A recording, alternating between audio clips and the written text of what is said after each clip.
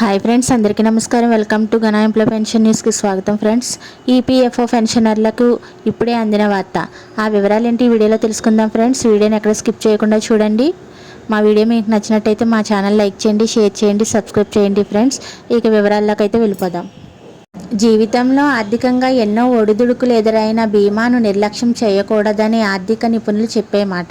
మనకు ఎలాంటి ఆపద వచ్చినా కుటుంబానికి ఆర్థిక భరోసా కల్పించేది బీమానే. అందుకే సకాలంలో ప్రీమియం చెల్లింపులు చేయడం ముఖ్యం. కొన్నిసార్లు ఈ ప్రీమియం చెల్లించడానికి ఆర్థిక కష్టాలు ఎదురుకావచ్చు.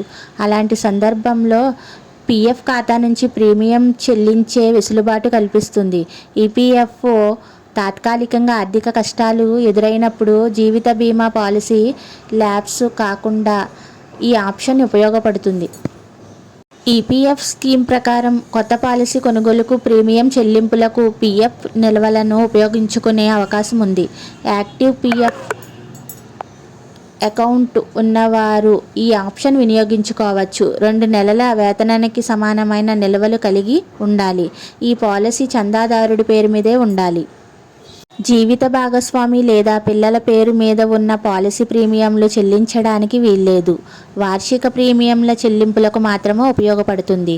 ఇతర ప్రైవేటు బీమా ప్రీమియంలను చెల్లించే వెసులుబాటు లేదు. ఈ ఆప్షన్ను వినియోగించాలంటే ఈపీఎఫ్ఓ వెబ్సైట్ నుంచి ఫారం 14ను డౌన్లోడ్ చేసుకొని సబ్మిట్ చేయాల్సి ఉంటుంది. ఈపీఎఫ్ఓ వెబ్సైట్లోకి వెళ్ళి యూఏఎన్ పాస్వర్డ్తో లాగిన్ అవ్వాలి.